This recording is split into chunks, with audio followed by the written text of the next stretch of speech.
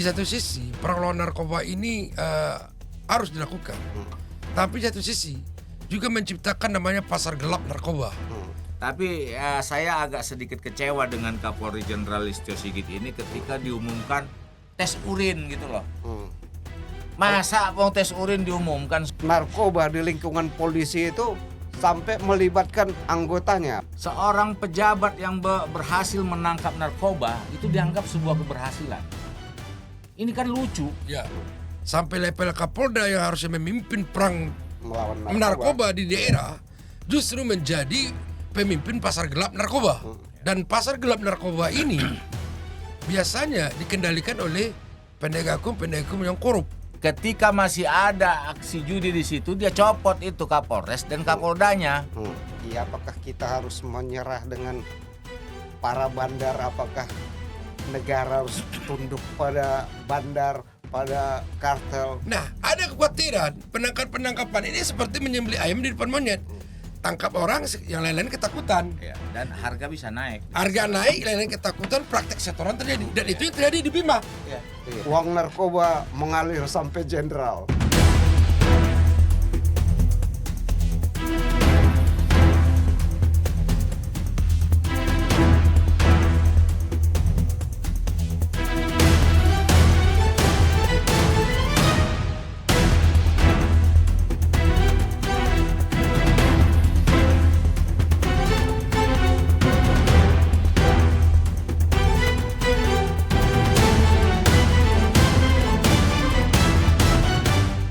Jumpa lagi bersama kami di catatan redaksi Keadilan TV. Bersama saya Darman Tanjung. Samsul Mamudin. Bonar karo-karo. Di tengah 10 hari puasa ini, peristiwa-peristiwa baik di dalam negeri, mancanegara cukup menyita perhatian juga ya. Ya. Di samping Timur Tengah mulai memanas, ternyata lebih panas juga di dalam negeri kemarin tuh. Ini bukan soal kartel narkoba yang di Meksiko ya, Numerio Oseguera Cervantes. Ini soal polisi yang lagi-lagi terlibat dalam sindikat narkoba dan menerima upeti, menerima sogokan dari bandar narkoba. Mantan Kapolresta Bima Kota, Didi AKBP Didi Putra Kuncoro, dan anak buahnya yang terlibat dalam jaringan narkoba. Ya, memang memprihatinkan. Cerita tentang polisi di jaringan narkoba sebenarnya bukan baru kali ini ya. Sejak dulu peristiwa semacam ini ada. Gimana kok sepertinya gak berhenti ya di tengah gencarnya polisi, di tengah gencarnya BNN melakukan pemberantasan narkoba, kok malah lingkaran dalam yang terus kena, lingkaran dalam yang ikut main. Ya. Gimana Nar, selama liputan di Polri Nar? Jadi begini ya, narkoba ini dulu belum menjadi direktorat. Awalnya ini bagian dari Direktorat Kriminal Umum. Nah, di situ ada Kasubdit namanya kalau di tingkat Polda. Nah, sekarang ini kan sudah direktur dia, kalau di Mabes Polri direktur namanya ya. Sudah dikepalai oleh bintang 1. Di Polda-Polda juga udah direktorat, udah kombes. Nah, ini sebenarnya ada perubahan paradigma. Kalau dulu itu ada istilah tempat yang paling basah dalam artian tanda petik ini ya, uang itu di lalu lintas. Makanya dulu rame-rame masuk lalu lintas. Semua orang ingin jadi anggota Satlantas atau apalah yang terkait dengan lalu lintas yang berkaitan dengan pelayanan umum ya. Nah, sekarang ini ada perubahan di lingkungan kepolisian itu. Gimana caranya bisa jadi anggota di satuan narkoba ya. Kenapa? Ini padahal sebenarnya ini kan kalau dari sisi tugas dan tanggung jawab berat ya. Ini kan berat. Lah bayangkan ini dia harus berhadapan dengan kartel-kartel internasional yang bisa meracunin mulai dari anak sampai istrinya begitu kan. Tapi jadi incaran juga bagi beberapa orang untuk masuk ke satuan narkoba ini. Nah, pertanyaannya kenapa kan gitu? Lah, kalau memang tugasnya harusnya untuk memberantas, ini tugas berat. Iya. Ya, sepanjang sepengetahuan kita, ketika tugas yang berat itu muncul, banyak yang menghindar kan? Iya. Nah, ini tapi malah banyak yang berebut. Inilah yang tadi saya katakan, kenapa gitu.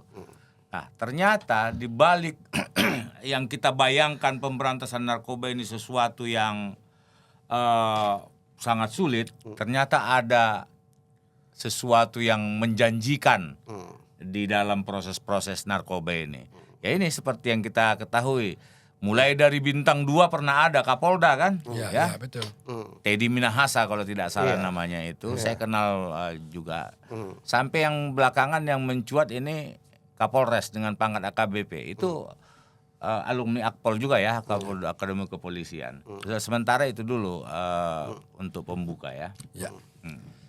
Memang inilah yang disebut kalau saya melihat kan selama ini kalau kita lihat di war on drug, perang melawan narkoba, dan itu di mana-mana, dan ini menjadi dilematis perang melawan narkoba ini. Di satu sisi perang melawan narkoba ini harus dilakukan, tapi di satu sisi juga menciptakan namanya pasar gelap narkoba, dan pasar gelap narkoba ini biasanya dikendalikan oleh penegak hukum yang korup. Nah, polisi dan ini salah satunya. Polisi korup. Katakanlah oknum polisi korup. Nah, inilah penguasa-penguasa pasar gelap narkoba. Seperti dikatakan Bung Bonar tadi, sampai level Kapolda yang harusnya memimpin perang Melawan narkoba di daerah, justru menjadi pemimpin pasar gelap narkoba. Sama di Bima itu juga, seorang pemimpin wilayah Bima yang perang melawan narkoba malah menjadi pemimpin pasar gelap. Sebenarnya kalau kita jauh urut banget, 3 tahun belakangan ini berdasarkan data kontras yang kita ambil, 106 polisi terlibat narkoba. 106 polisi terlibat narkoba. Artinya angka ini cukup signifikan besar ini. Bahwa inilah yang saya bilang tadi, dilematis perang melawan narkoba menghasilkan wilayah abu-abu bercampur hitam, yang sehingga masuklah oknum polisi korup di situ. Karena memang narkoba ini kan harganya mahal. Dan di situ menyangkut bisnis yang sangat besar. Karena bisnisnya sangat besar, godaannya pun sangat besar.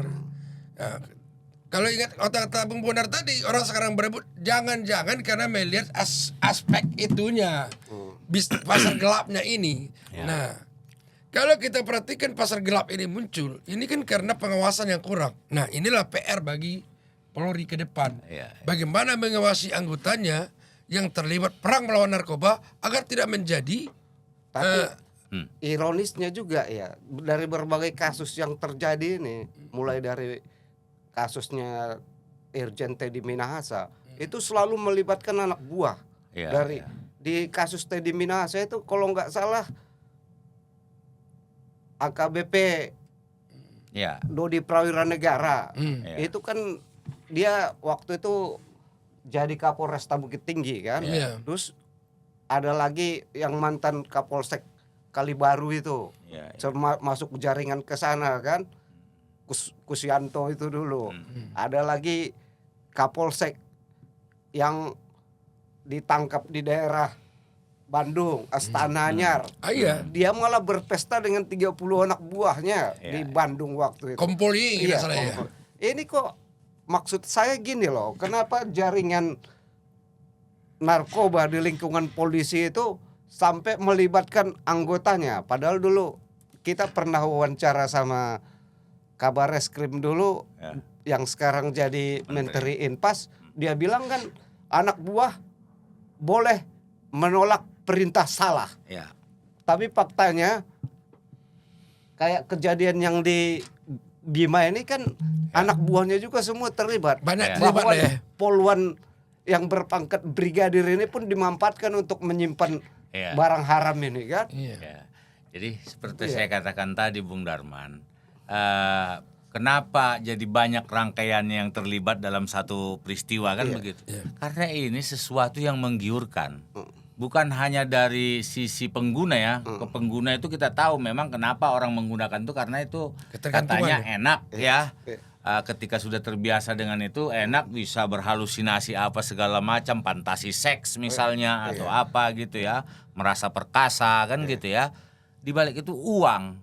Lah coba bayangkan, ada Jakarta Warehouse tuh. Kalau masih ingat itu ya. Ketika ada orang yang diperas itu orang-orang Malaysia sampai nilai miliaran, sampai melibatkan kalau nggak salah ya, setingkat direktur namanya di Polda Metro Jaya kala itu ya. Ada 30 polisi yang terseret dalam kasus itu kan. Nah ini sebenarnya kita ini nggak pernah belajar dari negara-negara yang betul-betul berperang melawan narkoba. Kita contohkan Amerika nih. Bayangkan tuh Presiden Venezuela, mereka cokok itu dari negaranya itu gara-gara narkoba loh.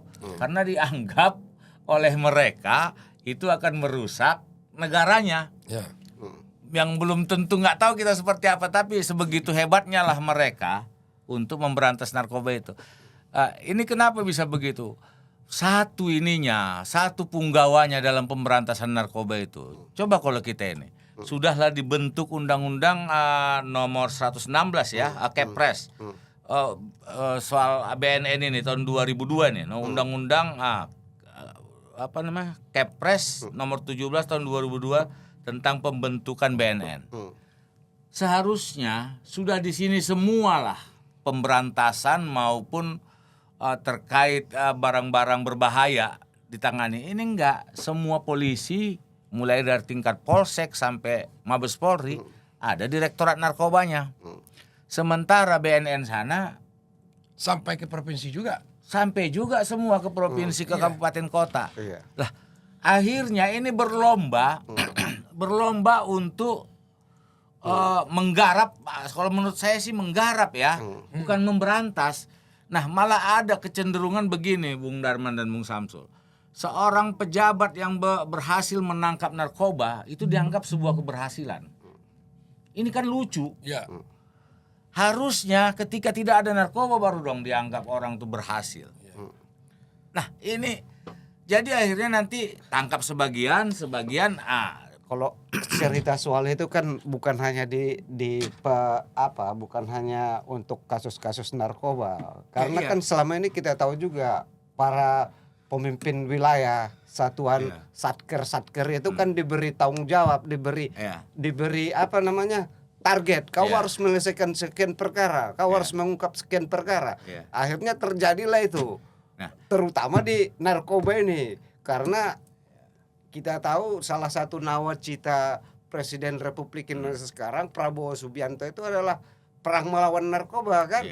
Sampai dia pun ikut pembakaran barang bukti yang dilakukan polisi ya, Mabes Polri kemarin kan. Ya, itu yang saya katakan tadi Bung Darman. Kita nggak pernah belajar dari peristiwa yang lampau. Ada namanya Kapolri Sutanto dulu. Masih pernah dengar ya, Sutanto ketika memberantas judi. Dia tidak perlu itu si Kapolda atau Polres yang menangkap aksi perjudian, tapi ketika masih ada aksi judi di situ dia copot itu Kapolres dan Kapoldanya. Jadi bukan nggak perlu nangkap, tapi jangan sempat ada di sana judi. Lah ini coba banyak ada kampung Ambon namanya kampung apa yang di Jakarta ini sampai ada istilah di Medan sana pun kampung narkoba. Sampai ada stigma seperti itu terhadap satu daerah ini kan lucu. Nah terus di mana dong peran polisi kita ini? Atau peran BNN ini gitu loh. Betul kata Bonar tadi. Jadi kalau Bonar berpikir target. Dua pemberantasan narkoba targetnya kan tanpa narkoba. Mestinya itulah patokan tolak ukur keberhasilan atau tidak. Langgeng atau tidak langgeng jabatan seorang pemimpin di daerah. Benar kata Bung Bonar tadi. Karena apa? Karena BNN sampai ke daerah kota media juga. Polisi urusan narkobanya sampai ke kota media juga. Akhirnya kalau tidak model target kayak Bang Bonar tadi, kalau hanya berebut pamer tangkapan, lama-lama akan berlaku kayak tadi dilematis perang melawan narkoba. Kenapa muncul pasar gelap? Ini ada teori Sun Yat-sen menyembelih ayam di depan monyet. Jadi orang sangat cari tahu ayam sangat jadi sembelih di depan monyet, biar ketakutan tuh monyet. Nyerah dia.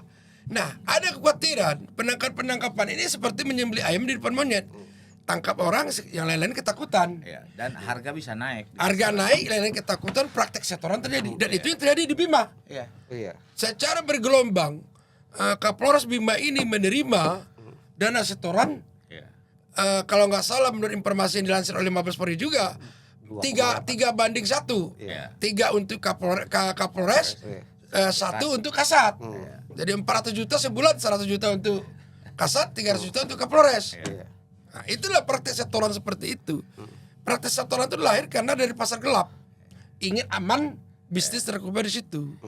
Itu menurut saya, benar kata Bung Monar, mestinya bukanlah penangkapan. Ada tidak adanya narkoba di sebuah wilayah, itulah ukuran dipertahankan jabatan seorang Kapolres atau tidak. Jadi begitu ada masyarakat yang mengatakan di sini ada narkoba Pak Polisi atau Pak BNN gitu. Iya. Nah, itu harus jadi warning bagi aparat terkait gitu. Iya. Bukan berlomba-lomba, wah harus tangkap ini, tangkap itu. Akhirnya yang terjadi ada juga selorohan ya. Oh, ini ketika yang ini ditangkap, yang ini nangkap ini. Jadi karena ada kaitan backing-membacking gitu. Jadi yang mudah-mudahan salah ya. Mudah-mudahan kita salah. Salah ya. Yang A menangkap backingan, yang di backing si B, ya si B balas lagi. Nangkap yang di backingin si A. Jangan sampai terjadi seperti itu. Dan yang paling kita takutkan karena ini sudah sampai menyentuh, ternyata bukan hanya polisi sebenarnya ya, baik di kejaksaan dan kehakimannya juga, ini rangkaian. Ini bayangkan ada beberapa kasat narkoba loh. Iya. Kasat narkoba termasuk yang di NTB ini. Iya. Yang termasuk di Lampung, yang kemarin di Toraja Utara, kasat narkoba juga. Jadi di kasat narkoba yang kata orang yang seharusnya memberantas malah dia yang menjadi Pemain. bermasalah di situ. Ini bahaya banget. Bisa jadi semacam kanker ya dalam tubuh. Iya. Kapolri mungkin bersungguh-sungguh dalam pemberantasan narkoba ini. Tapi saya agak sedikit kecewa dengan Kapolri Jenderal Listio Sigit ini ketika diumumkan tes urin gitu loh. Masa mau tes urin diumumkan, Sul? Oh iyalah. Iya. Masa mendadak. Periksa saku kantong-kantong sehari ini. Nggak mungkin umum karena mendadak sifatnya. Iya, harusnya mendadak gitu loh. Jangan umpamanya polisi dari mana nih, dari Jakarta memeriksa polisi di Sumatera Utara, harus begitu dibikin cara ininya. Jadi biar ada ini ayo ya tanggal sekian kita periksa urin nih. Jadi memang tingkat kepercayaan masyarakat terhadap polisi sudah. apalagi di satuan narkoba ini Sangat mulai rendah. ini ya. Karena apa? Cerita-cerita miring soal permainan penangkapan pelaku narkoba ini juga sering kita dengar kan. Negosiasi sebelum diproses, berapa bisa bayar, bahkan setelah ditangkap pun bisa lepas. Beberapa bulan lalu di salah satu polsek di Mandailing Natal sampai emak-emak turun untuk menangkap pelaku narkoba ini. Mereka lepaskan, akhirnya polsek itu dibakar kan. Itu jadi pusat perhatian juga dulu. Dibakar habis sama masyarakat itu. Yang dekat dengan Jakarta ini ada Bung Darman tuh, Cilandak itu. Yang kasus di Cilandak. Ini kasus penganiayaan, tiba-tiba BAP-nya keluar narkoba. Itulah kacau lagi tuh. Iya kan yang ada tuh. Aduh, saya bilang ini memang udah perlu secara mendasar lah perbaikannya. Ya itu tadi. Sebenarnya di kepolisian ini perlu pengawasan sebenarnya. Pengawasan yang agak ketat. Kenapa? Mereka memiliki kewenangan yang begitu banyak. Dan sementara pengawasan begitu lemah, yang akan terjadi adalah penyimpangan-penyimpangan. Dan akan memperburuk wajah kepolisian. Sebenarnya pengawasannya soal hal yang sangat vital. Sebenarnya beberapa orang aktivis sering menyampaikan, beberapa merhati menyampaikan, kepolisian itu kelemahan harus pengawasan, memperbaiki level pengawasannya. Dengan kewenangan yang begitu banyak di segala lini, kalau itu tidak diawasi, itu malah justru akan memperburuk wajah kepolisian yang bukan seperti yang diharapkan oleh Kapolri, menghasilkan wajah yang bersahabat, wajah yang dicintai manis, masyarakat. Justru dengan banyaknya kewenangan terhadap pengawasan, itu akan melahirkan penyimpangan yang akan menghasilkan celah. Ya seperti tadi, seperti kasus Kapolres Bima ini kan satu sisi itu merusak wajah kepolisian. Dan satu sisi bisa memperbaiki wajah kepolisian apabila tindakan tegas dari Mabes Polri. Bukan hanya sekedar menyeret Kapolresnya, tapi alurnya juga diikuti jaringannya. Dan jangan cuman Bima, karena gimana ya, praktek seperti ini kan biasanya menular ini. Dan tidak mungkin. Kenapa seorang Kapolres butuh uang begitu banyak? Itu pertanyaan penting itu. Iya. Kalau kita baca jejak karirnya, dia pernah bertugas di Jakarta. Dan dia seorang pemimpin kepolisian di daerah sampai butuh uang begitu banyak. Itu kan pertanyaan besar. Sebesar apa sih kebutuhan dia sebagai Kapolres? Bayangkan dia 400 juta dapat sebulan sampai 1,8 miliar. 2,8 miliar. 2,8 miliar. Sebenarnya kebutuhan dia apa sih? Kebutuhan seorang AKBP. Anak paling berapa? Nah mungkin solusin anaknya kan? Istri cuma satu, nah mungkin plus solusin kan? Artinya ini ada apa nih Nar? Apakah seorang polisi ini butuh, seorang pemimpin wilayah kepolisian itu butuh uang banyak? Untuk apa kan itu? Nah, ini memang semacam rahasia umum Bung Samsul ya. Ketika dari pangkat brigadir mau ke perwira, itu dia butuh pendidikan. Begitu juga nanti yang dari perwira ke perwira tinggi, ke perwira menengah, ada apa segala macam. Nah, banyak beredar itu seperti apa rahasia umum tadi. Katanya itu tidak ada yang gratis. Oh, enggak gratis ya? Katanya, ya mudah-mudahan kita salah lah ya, bahwa semua pendidikan itu membutuhkan energi lah, yang vitamin kata orang yang lebih ini agar bisa mendapatkan posisi-posisi yang strategis. Betul. Nah ini bahayanya memang di situ, akhirnya semua berusaha mencari celah-celah rezeki yang tidak halal jadinya kan. Padahal harusnya untuk menempati posisi itu kan berdasarkan kemampuan, berdasarkan jenjang pendidikan yang sudah ada gitu ya. Nah, tapi kenyataannya banyak yang mengeluh juga. Nah, artinya proses rekrutmen dari jenjang karir ada masalah kayaknya. Nah, itu untuk di level pimpinan-pimpinan perlu diingat ya, di satuan-satuan narkoba itu mereka yang berdinas di situ itu bisa lama. Kalau pimpinannya mungkin 2-3 tahun aja. Kapolres 3 tahun, 4 tahun udah lama sekali kan gitu ya. Tapi petugas-petugas di bawahnya, ini dia harus paham betul seperti apa jaringan narkoba ini. Kalau tidak, ini agak dilematis memang. Kalau mereka tidak lama di situ, mereka tidak mengetahui jaringan. Kalau mereka lama di situ, ini terkontaminasi terhadap bandar-bandar narkoba ini sangat rentan gitu loh. Iya betul. Ini yang harus disikapi seperti apa. Makanya menurut saya, ketika sudah ada BNN itu difokuskan aja lah di sana. Polisi ini biarlah untuk urusan penegakan hukum yang lain apa gitu loh. Toh di sana polisi juga kok namanya kan. Kenapa mesti ada? Akhirnya seperti kita tahu adalah angkatan laut nangkap narkoba. Memang semua orang boleh nangkap ya. Semua orang boleh menangkap ketika mengetahui ada praktek-praktek narkoba ini. Tapi harusnya ada yang fokusnya gitu. Terus tanggung jawabnya. Ya. Kalau istilahnya kan di zaman saya teringat ada ucapan terkenal itu, semakin modern sebuah negara, semakin terspesialisasi. Mestinya khusus narkoba terspesialisasi oleh mereka yang narkoba, yang menangani polisi bagian narkoba, ada satu lembaga tersendiri seperti BNN tadi. Saya cuman memang kita harus akui gitu, kenapa pertanyaan kita tadi, kenapa para pemimpin wilayah ini butuh uang? Nah ini memang PR bagi aparat kepolisian agar jenjang karir ke depan jangan ada lah macam-macam lah sehingga memerlukan biaya-biaya seperti pendidikan memerlukan biaya-biaya. Sebenarnya atau rekrutmen yang jangan memerlukan biaya. Dari dulu semenjak keberadaan BNN ini juga kelihatan sekali rivalitas itu di antara mereka. Itu yang kalau muncul. ini nangkap, di sana nangkap, expose itu yang seolah-olah jadi keberhasilan. Itu yang selalu saya katakan tadi. Itu salah kaprah kata Bung Bonar tadi. Mestinya bukan penangkapan, tapi ukuran dipertahankan seorang pejabat di sana, tapi ada tidak ada narkoba. Iya, di satu daerah. Satu daerah, keberhasilan atau tidak seorang pejabat di sana. Kita tahu kemarin di Sumatera Utara gimana gencarnya Kombes Kalpin itu ketika dia jadi Kapolres Tabes Medan kan. Iya. Yang selama ini katanya kampung narkoba di Jermal itu nggak pernah tersentuh.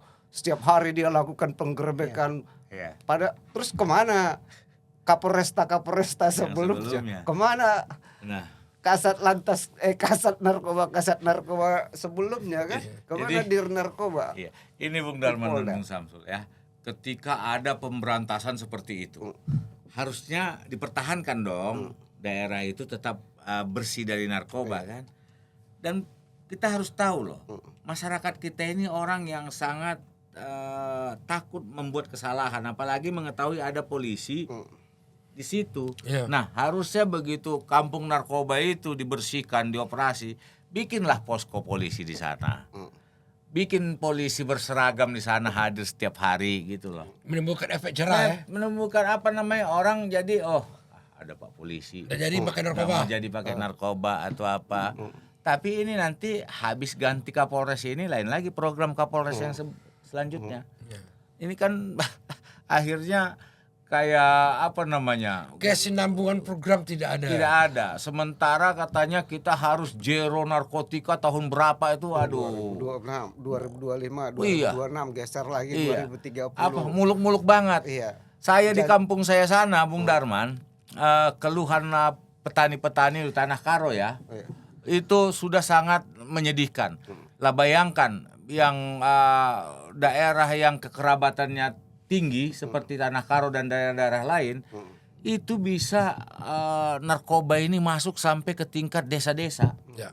Nah, akibatnya apa? Banyaklah keluhan waktu kita pernah pulang kampung ya. Itu kadang-kadang tabung gas yang 3 kilo sudah dijual katanya. Terus semprotan hama gitu loh. Udah dijual, mereka sudah mau mencuri-curi hasil tanaman apa segala macam. Iya, betul itu. Memang apa ya? Kalau peredaran gelap narkoba itu memang udah sangat mengkhawatirkan, Sul. Sampai di desa-desa itu sekarang barang yang paling laku di sana. Iya. Itu yang kita tidak sadari. Nah, persoalannya ironisnya selama ini kita menganggap bahwa polisi itu pemberantas, justru kecurigaan masyarakat selama ini mereka pemain semakin terbukti dengan banyaknya yang anggota terlibat polisi yang terlibat narkoba ini. Kalau udah ratusan kan bukan oknum lagi, apalagi pemecatan polisi itu umumnya itu narkoba perkaranya kan. Ya mungkin kalau kita bicara oknum tadi kan latar belakangnya tadi kan 106 dibandingkan 400.000 orang. Nanti Kapolri marah pula kan. 106 dibandingkan 400.000 orang. Memang angka ini kecil, tapi membuat kita miris. Kenapa kita miris? Narkoba ini bukan hanya merusak generasi muda, tapi merusak bangsa loh. Kalau Cina itu dulu ada istilah perang candu, karena mereka dirusak oleh candu nih bangsa mereka, sehingga mereka memerangi betul candu itu. Dan kita ini sekarang dirusak narkoba. Oleh karena itu semestinya aparat kita memang benar-benar memerangi narkoba itu.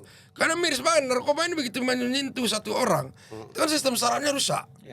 Yang tadi kelihatannya jujur, bohong bisa kelihatan kayak jujur.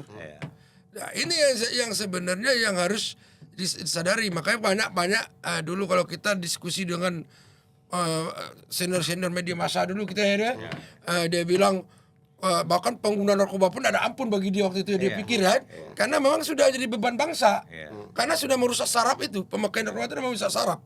Ketika sudah dipakai rasa sarafnya rusak, itu jadi beban, dan kadang-kadang dia akan menimbulkan menularkan. Saya ingat banget di kampung saya dulu udah ada narkoba. Begitu ada satu orang dari Jakarta karena narkoba dikirimlah pulang ke kampung. supaya tidak kena narkoba. Bukan hanya sembuh dia, malah dia ngajari yang lain. Membawa yang lain ya. Iya, akhirnya mengenal lem lah, akhirnya mulailah berkembang. Kenapa itu dikatakan menular? Makanya penyakit kan, Iya. Bung Samsul ya. Untuk itu sebenarnya dalam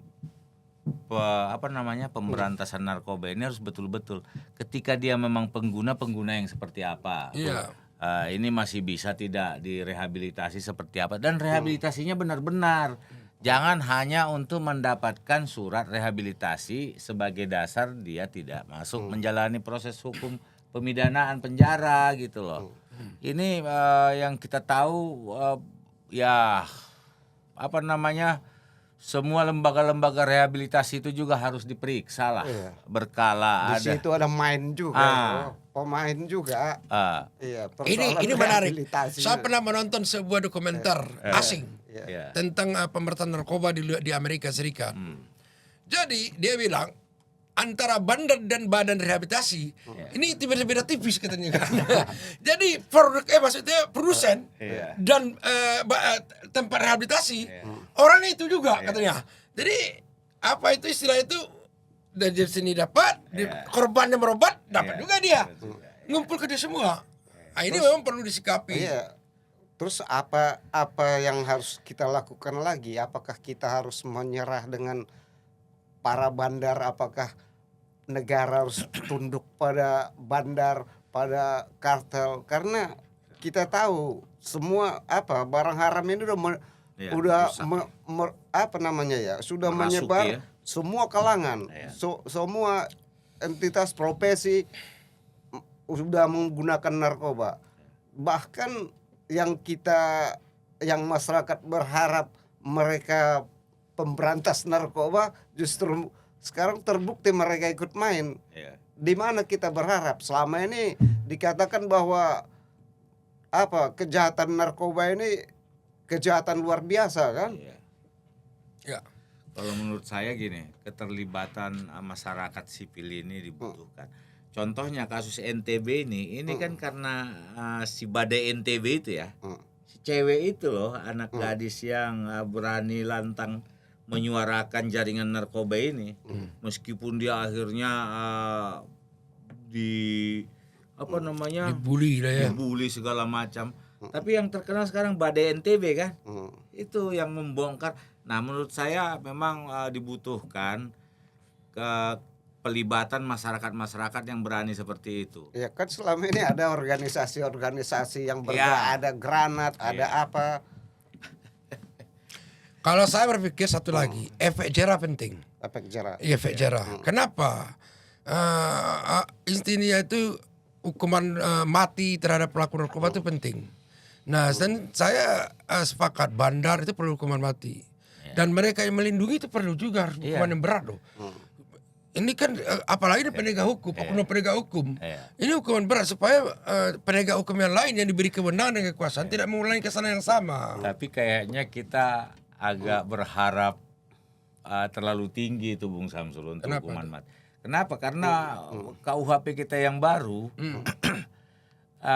setelah seseorang divonis hukuman mati, dia dikasih tenggat waktu 10 tahun. Ketika berubah nanti dia akan bisa jadi umur seumur hidup hukumannya. Ini harapan kita maunya ketika klasifikasinya dia bandar pengedar, harusnya hukuman mati langsung dong, ya kan, kayak di Cina itu atau apa kan gitu kan. Nah kalau ini kayaknya kita agak berat berharapnya dengan undang-undang yang baru ini, kita agak bingung juga nih seperti apa nanti. Enggak, sebenarnya kalau saya lihat ya, selain memang tadi hukuman yang terlalu ringan terhadap kejahatan narkoba ini, katanya subordinary crime, kejahatan luar biasa, tapi nggak luar biasa juga penanganannya. Karena banyak juga kasus-kasus narkoba yang udah divonis mati pun akhirnya bisa hidup lagi, rendah lagi. Ini permainan bandar-bandar narkoba ini merasuki penegak hukum kita, mulai dari polisi, jaksa, hakim. Itu udah sangat luar biasa. Menggunakan LSM lagi nanti, menggunakan kita baru dengar kemarin di DPR kasus anak buah kapal yang di Kepri itu. dia tidak tahu menau. Kena Kok hukuman jaksa mati. langsung tuntutan mati. Iya. Memang jaksa terlibat bandar kata anggota DPR Iya. itu. Memang dramatis itu. Iya. Memang itu memang mafianya narkoba luar biasa.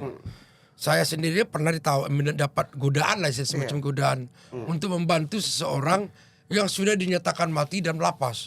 Kaget saya kan, memang udah mati dia.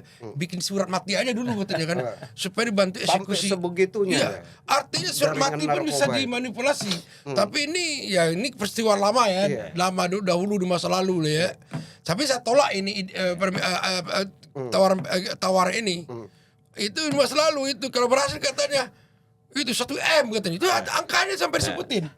Tapi saya tolak, saya udah berani waktu itu. Samsul udah dimasuki kartel bandar narkoba juga dia. Tapi saya tolak memainkan waktu role itu. Loh, dibayangkan ketika seorang bandar dengan jaringan internasional bisa tidak mati setelah dihukum mati, dia akan berproduksi di tempat dia di penjara gitu. Kan banyak kasus kan. Freddy Pratama dulu tuh kan. Nah, seperti apa dia? Padahal udah divonis mati nih. Lama prosesnya. Dia mengendalikan jaringan lagi. Ya itu tadi. Maka siapa Budi Waseso bilang, saya ingin menyerbu lapas katanya waktu itu kepala BNN ya. Waktu kita wawancara dulu. Iya, akhirnya ribut sama menteri. Iya. Memang apa ya? Ironis memang Iya. soal pemberantasan narkoba di negara kita ini. Saya juga masih ingat dulu ketika kita menulis soal salah satu komisaris polisi yang meninggal narkoba di salah satu klub malam di daerah Mangga Besar sini kan, Sawah Besar situ. Itu kan ketika kita lakukan investigasi, ternyata ditutupnya hanya 2 hari, besoknya main lagi. Iya. Bandar-bandar jualan lagi di situ. Bahkan waktu kita wawancara dengan almarhum Anton Medan, dia terus nunjuk orang kan. Memang benar. Ketika saya pun turun ke lapangan waktu itu, saya lihat storan-storan itu masih berdatangan. Masih ada yang tetet datang kasih kode lampu masuk dapat. Pertanyaan setorannya untuk apa kan? Disitulah dulu kita kan sempat menulis judul besar itu. Uang narkoba mengalir sampai jenderal. Sempat juga. Jadi ya itulah saya rasa memang ini dibutuhkan juga keberanian semua tingkatan ya, termasuk masyarakat. Memang dalam menghadapi kartel-kartel narkoba ini, jejaring narkoba ini bisa tetangga kita kadang jadi musuh kita. Oh iya. Ya, orang yang dekat dengan kita yang memang terlibat itu bisa jadi musuh kita. Ini memang sangat ironis. Makanya untuk itu ya kita berharap semua ya Presiden, Kapolri, Jaksa Agung, hakim-hakim yang yang menanganin kasus ini seriuslah mereka untuk membuat efek jerahnya gitu. Iya. Kita hanya bisa berdoa sebagai ini ya selain memang kita terus suarakan seperti ini ya. Itu menurut saya. Ya, memang kita mendukung pemberantasan narkoba ini dan kita mendukung perang melawan narkoba. Juga kita mengharapkan negeri kita suatu ketika bebas narkoba dan generasi mendatang tidak ada yang terkena ketergantungan narkoba. Itulah harapan kita. Pemirsa, perang melawan narkoba jangan hanya sebatas jargon. Kita sebagai anak bangsa tetap mendukung pemerintah untuk melawan peredaran gelap narkoba. Kita berharap kepada aparat penegak hukum yang bermain-main dengan narkoba, berhentilah. Merdeka. Merdeka.